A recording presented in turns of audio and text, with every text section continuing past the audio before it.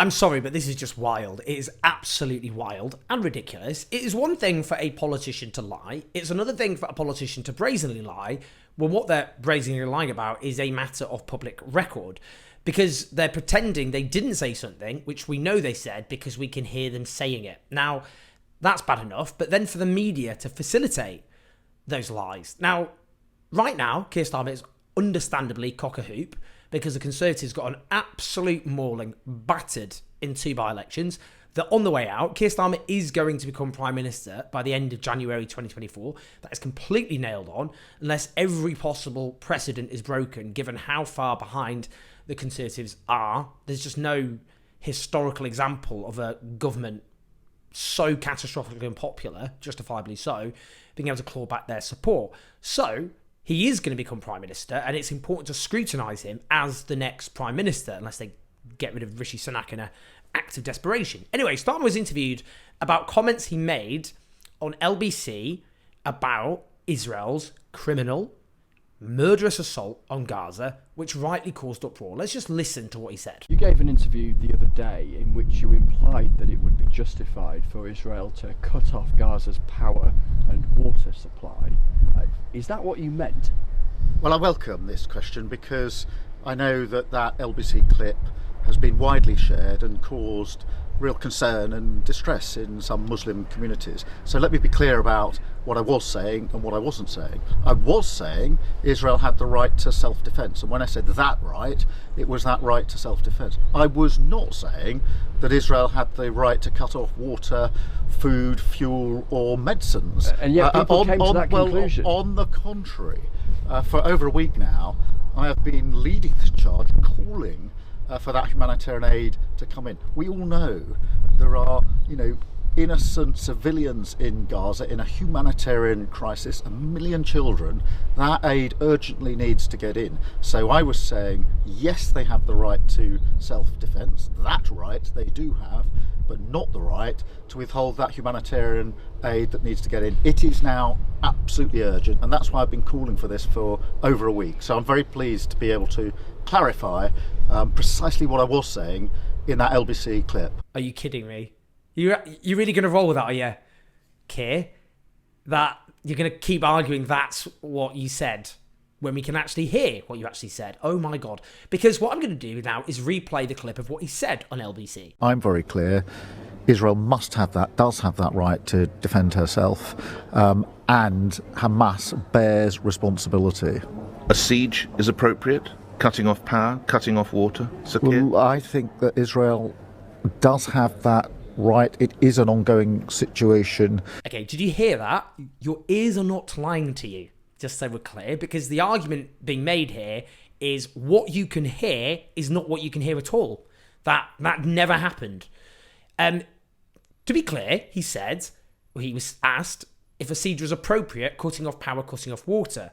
He then answered, I think that Israel does have that right. Those are the words he said in response to the question he was asked. He did go on to speak about international law, but only to expose him, a human rights lawyer, doesn't actually apparently understand international law, because he spoke about the need to abide by international law after having endorsed something which is only ever against international law. It goes against Article 33 of the Geneva Convention, which completely prohibits the use of collective punishment. You cannot punish a civilian population collectively for crimes that they did not commit. Now, if it was the case that he misspoke there, why not simply clarify what he meant? It's taken him ages to get to this point. After this, the Shadow Attorney General, Emily Thornberry, went on national television to refuse to condemn a siege with the cutting off of these basic supplies as a violation of international law. Ditto the Shadow Foreign Secretary David Lammy. He refused to condemn the forced removal of the Palestinian population, condemned as illegal by the likes of the United Nations. It's taken him to now for him to suddenly say what he claims he didn't say in the first place. Now, the role of the media in these particular cases is to say clearly when a politician is lying. And actually, some American journalists and media outlets did do that under Donald Trump. They did not understand their role of impartiality as being anything other than neutral, as being somehow neutral about, or not taking a stance about truth or lies. So when Donald Trump lied, they said Donald Trump lied when he said this. And then they provided the evidence to show that. That's what journalists should do. Now, I understand a lot of political journalists see the next Labour government as inevitable, because it is. And they worry that if they call out Keir Starmer for lying, when he lied, that they will then be cut out of the loop. Because that's what political parties do. They go, we won't feed you information. You won't get scoops from us. You won't get exclusives. That's how the system works, I'm afraid to say. And that's why a lot of journalists shared what Keir Starmer said by saying, Keir Starmer has issued a clarification. No, he hasn't. He lied about what he said, which is important to say, and then continued to refuse to condemn the war crimes being committed with the support of the British government. Now, we had, a lot of people call themselves moderate, centrist, liberals, talking about post-truth politics, how the likes of Boris Johnson and Donald Trump flagrantly lie and how that's bad for democracy. And I agreed with them when they said that. But notice that those people are saying nothing about this. They're not saying about how Keir Starmer has lied. And then what happens is all his cheerleaders defend him. And that's how lying becomes contagious in politics, because it's not just the leader is dishonest. To defend him, their cheerleaders have to be dishonest. So you get this ricocheting effect of massive dishonesty everywhere. They've not condemned that. They've not taken it on because they see Starmer as one of their own. And they only care about dishonesty when they're on the receiving end of it. Now, it's taken him so long to clarify. Why am I going along with this now? It's taken this long for him to issue a statement about what he said because it produced a massive storm, including the mass resignation of councillors across the country. The other thing, it's notable what he said in his statement is he said it's caused real concern and distress in some Muslim communities. Really shocking stuff here.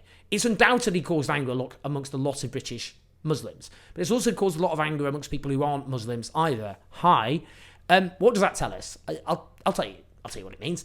It's not what's happened here is they've not thought what was right or wrong about what he said. They're not thinking about what's in the best interest of the people of Gaza.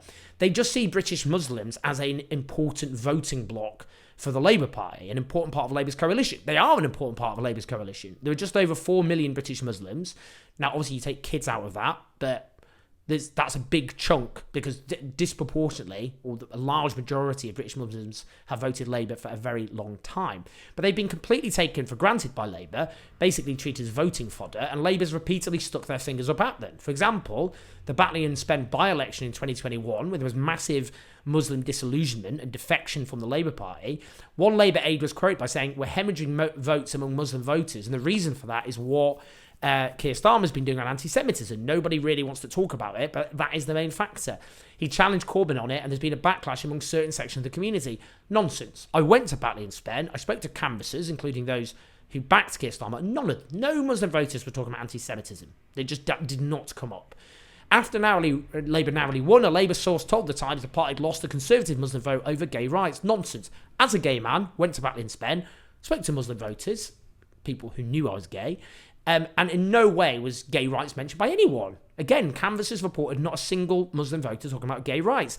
And in fact, when in the 2000s, British Muslims were voting for Labour when Labour was actually introducing gay rights. It's not like Labour have some radical set of proposals on LGBTQ rights now, is it? Quite the opposite, in fact.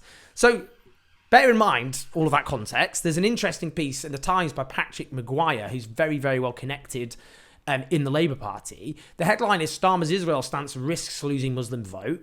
And he writes, reports that Starmer's LBC words replaying endlessly on social media feeds and WhatsApp groups in places such as Birmingham, Bradford and Leicester, whose Labour mayor last night told Starmer Muslims thought the party lacked sympathy for Palestinians. At least 13 councillors have quit the party in protest, dozens more could follow. And those MPs feel they owe their seats to Muslim voters are beginning to panic.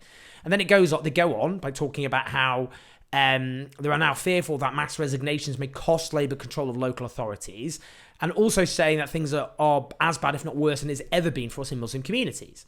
So there's a shadow cabinet meeting, and then the shadow Justice Secretary, Shabana Mahmood, is as staunch a Starmer ally as you're going to get, dyed-in-the-wool leadership loyalist, and as he says, as committed a supporter of the leadership it is possible to imagine, who expressed concerns and urged colleagues to remember their responsibilities in Muslim communities. Louise Haigh represents the seat I was born in Sheffield. The Shadow Transport Secretary did similar. Notes, however, Starmer didn't apologise. He has not condemned Israel for breaking international law. He keeps talking about the need to abide by international law, but that is a meaningless platitude unless you specifically call out examples of those violations. So there's condemnation of Hamas. Correctly, Hamas should be condemned for that absolute grotesque atrocity for which there is no justification whatsoever.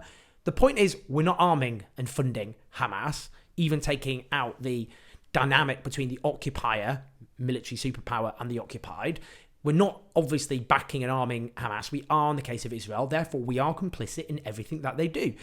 He hasn't condemned the siege as collective punishment against international law. He hasn't condemned the mass indiscriminate destruction of civilian areas with resulting mass death against international law. He's not condemned the dropping of Israeli leaflets on northern Gaza, warning civilians they risk being treated as enemy combatants if they stay. That's against international law as well. Lisa Nandy was asked today, do you think Israel breached international law by cutting off water and power supplies? She comes up with just a load of rambling nonsense. This is an extraordinary, complex and fast-moving situation.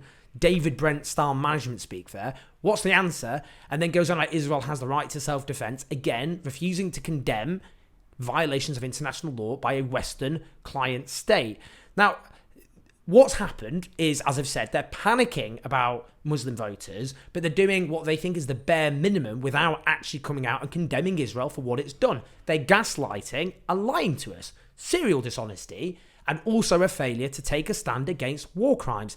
If they can't take a stance against war crimes, they have no moral authority on anything ever again. Now, why am I calling out the opposition? People go, well, they're not in power, Owen. The Conservatives are in power. Because there is no chance whatsoever of getting the government to shift its position unless it comes under pressure. And so long as the opposition continues to offer essentially de facto support for the mass slaughter that Israel is committing, which should go down as one of the most shameful episodes in the history of the Labour Party, then the government are not going to change their position. And unless Israel comes under huge pressure from its key allies, then it will correctly judge it can get away with absolutely anything. So what happens, the stances taken by the opposition, is a matter of life and death.